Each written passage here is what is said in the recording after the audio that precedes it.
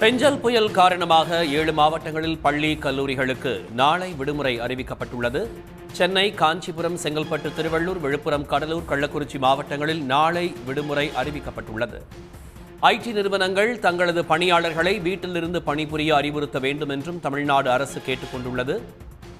புயல் கரையை கடக்கும்போது கிழக்கு கடற்கரை சாலை, OMR சாலையில் பொது போக்குவரத்து நிறுத்தப்படும். செய்தியாளர் கண்ணன் நம்மோடு இணைகிறார். அவரிடம் விவரங்களை கேட்கலாம். கண்ணன், விவரங்களை நீங்க பதிவு செய்யலாம். பெஞ்சல் புயல் நாளை அந்த புதுச்சேரிக்கு அருகில் கரையை கடக்கக்கூடும் என்பதால் அந்த புயலை எதிர்கொள்வதற்கான தமிழ்நாடு அரசு பல்வேறு நடவடிக்கைகளை எடுத்துள்ளது. அதன்படி தற்போது 7 மாவட்ட பள்ளி கல்லூரிக்கு விடுமுறை அளிக்கப்பட்டுள்ளது. சென்னை, காஞ்சிபுரம், செங்கல்பட்டு, திருவள்ளூர், கடலூர், விழுப்புரம் உள்ளிட்ட அந்த மாவட்டங்களில் 7 மாவட்டங்களில் பள்ளி கல்லூரிகளுக்கு விடுமுறை அளித்து தமிழ்நாடு அரசானது உத்தரவிட்டுள்ளது. மேலும் மாணவர்களுக்கு சிறப்பு வகுப்பு தேர்வு உள்ளிட்ட எந்த நிகழ்வும் நடத்தக்கூடாது என்றும் தமிழ்நாடு அரசு அறிவித்துள்ளது. மேலும் இதர மாவட்டங்களில் மாவட்ட ஆட்சியர்களே பள்ளி கல்லூரிகளுக்கு விடுமுறை அளிப்பது குறித்து தேவைக்கு ஏற்ப முடிவெடுக்கலாம் என்று தெரிவிக்கப்பட்டுள்ளது. இதற்கு அடுத்தபடியாக தகவல் தொழில்நுட்ப பணியாளர்களை பொறுத்தவரையில் தகவல் தொழில்நுட்ப நிறுவனங்கள் பணியாளர்கள் அனைத்தும் வீட்டிலிருந்தே பணியாற்ற வேண்டும் என்று தமிழ்நாடு அரசு தெரிவித்துள்ளது.